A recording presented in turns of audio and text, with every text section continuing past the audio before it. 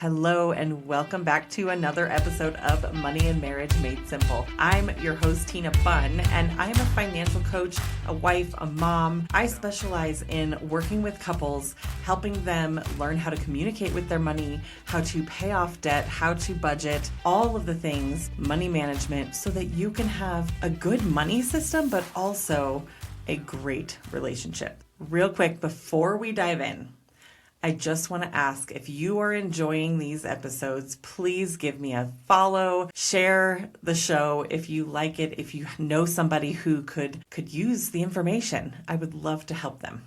All right, let's jump in. If you don't know the backstory, my husband Zach and I paid off about $50,000 in debt.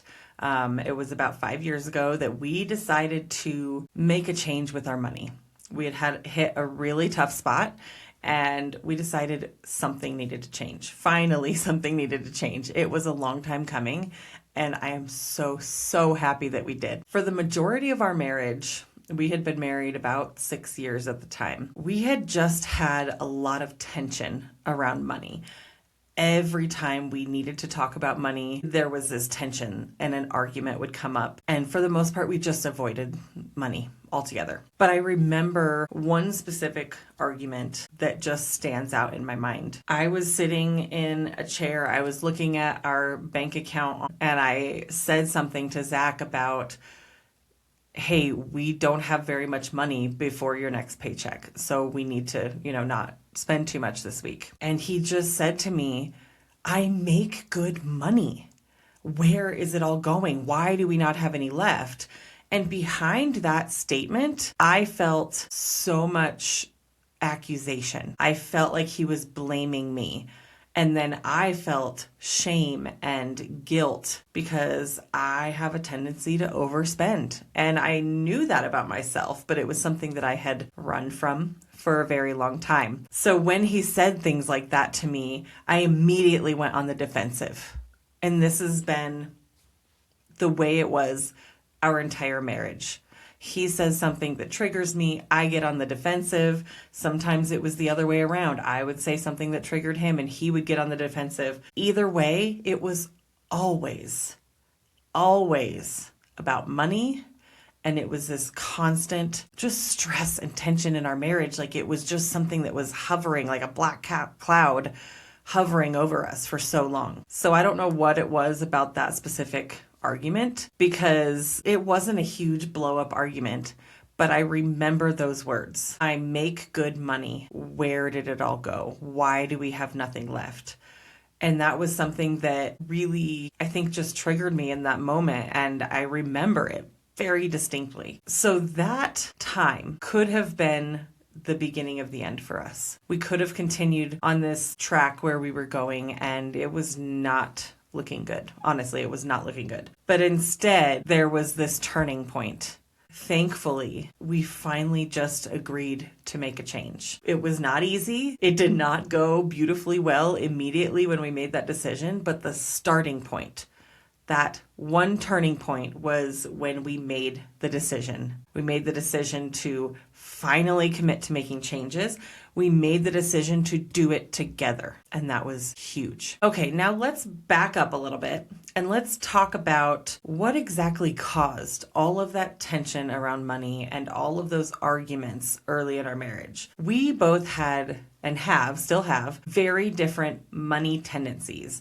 That's just the innate money personality that we are all made with. We are born with it. It could be genetic, just like anything else is genetic. It can be learned from growing up. So we have these money tendencies. I am a spender. Like I said, I have a tendency to overspend always. I still do, and it's something that I have to keep in check. Zach is more of a saver. He would rather just keep all the money in savings. He doesn't spend a lot of money. He doesn't spend money often. He doesn't feel that need to spend money. He doesn't find joy in that. We also have very different money mindsets. When you think about that abundance mindset versus the lack mindset, we respond very differently to the money situations because of our different mindsets. So when Zach saw that there was no money left in the account to get us through the week, he immediately was like, oh my gosh, there's not any left. It's not going to come. What are we going to do? So that it was just this spiral. And then even on payday, it was like, this is all we have. Whereas I just naturally have a more abundant mindset where I always was the one who said, like, it's going to be fine. We'll make it through. It'll be fine. Even though some of that was a little bit of a defense mechanism, I was shoving down all my nervousness and my fear, but it was going to be fine. I knew that we would be able to figure it out one way or the other and that more money was going to come. So there was that different mindset. So the way we respond to different money situations is very, very different, and it still is. And thankfully, over time, we've really learned how to talk about money. And I understand more now, and I think he does too, that when we respond a certain way, we understand each other. So we are a little more forgiving of the way we react to things. So we came to a breaking point. Like I said, about 5 years ago, I was a stay-at-home mom. Zach is a crane operator. He was working really, really hard all through 2020. Business never really slowed down. And then suddenly it came screeching to a halt. He was barely getting 30, 40 hours of work a week. No more overtime. We were getting paid really well when he was working really hard like that. But then it went to, so much less income, and we were struggling. Thankfully, we did have a little bit of savings, I think because of his saving tendency. We did have a little bit of savings, so we were able to pay the bills. I never had a problem paying the bills, but it did get to the point where I could see a future of we at some point wouldn't be able to pay our mortgage. We wouldn't be able to pay the credit card payment, the car payment, and it really scared me. And I know Zach was really scared. He had been wanting to do a budget for months, even years maybe. And I was always the one who said no. But that time where he had a few months of really a lot lower income, I got scared. And that was the breaking point for me, that I finally was like, okay, let's do this. And believe it or not, Zach is the one who set up our first budget. I remember sitting there just kind of grin and bear it. I did not want to do it. I fought against it, but I let him put it together, and I was like, okay, I'm going to do this. We're going to try this. Like, I felt like that we had no other options at that point. So for us, yes, the money conversation started with the budget. That was the starting point for us. But what that triggered was being able to have common ground. The budget was our common ground. We put it together. We agreed to follow it. And that was our common language about money. So that just helped us learn how to start talking about money without the arguments, without the tension. So eventually we started talking about our future. We started seeing the possibilities of what we could do with our money. We could use it as a tool to actually really get the life that we wanted. Not that we had a bad life, but we had things that we wanted for our lives. And in the past, we didn't really see it happening. It was always just kind of a dream. But now it was a real possibility because we could see how we could use the money to actually make it happen. So we started dreaming together. We started making goals. We started putting together a list of things that we needed to save for. We started paying off debt. We started building our savings. We started doing these really positive things with our money, and that just triggered better conversations. We were just able to learn how to talk about money. The first conversation I remember that was just really positive was when we started talking about building a home. We love our house. We love where we live, but it's too small. It's not the home that we want to live in forever. So we started talking about building a home. And as we're talking about this, we start talking about all the different things that we want in our home. We started talking about what that it could actually look like. We started actually looking into what would it actually cost to do all of these things, and started actually building a plan for this. So being able to build this plan and have really solid goals to get to this dream home, so to speak, was incredible. It was incredible to have this productive conversation and really feel like these dreams are possible. It's interesting for me to think about what our conversations look like now. Our conversations about money now are very productive. I mean, we agree 100% on our values with our money, kind of our basic foundation with our money, so that when disagreements come up, we're able to actually sit back and listen to one another, listen to our different opinions about how we should do things, how we should save. And not that there's never any tension. Once in a while, there's still tension, but it's just different. We're able to come to an agreement so much faster. We're able to compromise in a healthy way, not just one of us throwing up our hands and giving up.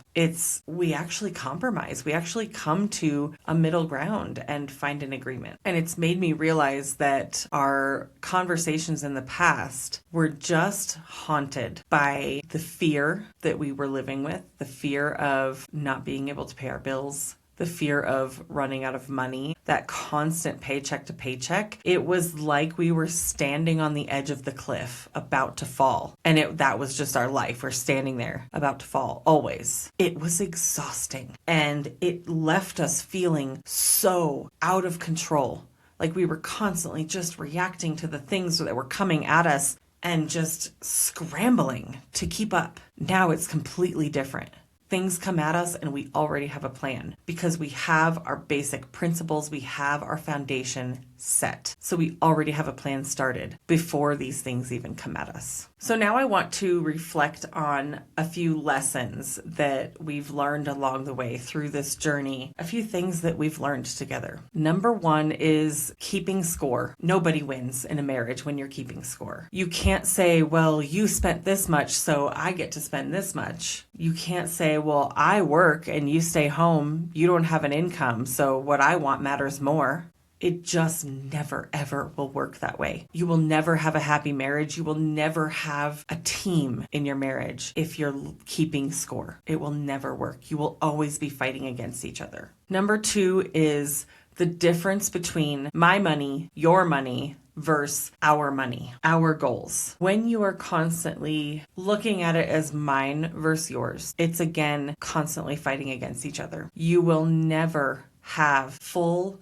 cohesion in your marriage if it's mine versus yours. You have to look at it as ours. It's our income. It's our bills. It's our debt. We use it together. We plan for it together. We make goals for it together. We pay off our debt together. I don't care if it's your student loans or my student loans. We are paying off the debt together because it's ours. We are married. We are one.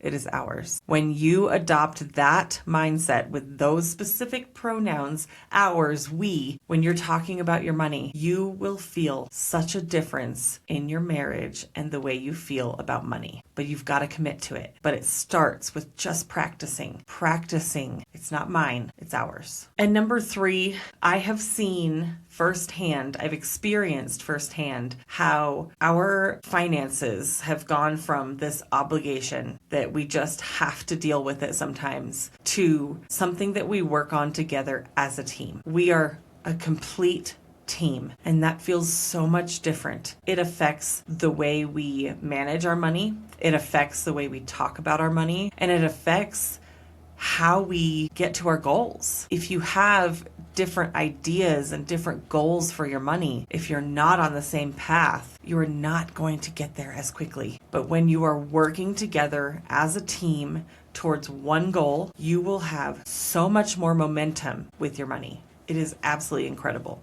I've experienced it. I've seen it multiple times with my clients. You've got to get on the same page. So as we wrap up here, I want to invite you to sit on this question. Maybe talk about it with your spouse. Where are you divided in your relationship with your money? How are you keeping score in your relationship? Are there things that you're keeping score with that you're not fully aligned with, that you're not fully on the same page with? What are those things? Sit on that and keep in mind your next money conversation doesn't have to be a fight. It can be the beginning of a better life. That's all for today. Thank you so much for joining me today on Money and Marriage Made Simple. Again, if you are loving this show, please follow along. Please share it with somebody who needs it. I would so greatly appreciate it. And I will see you all on the next episode. Have a great day.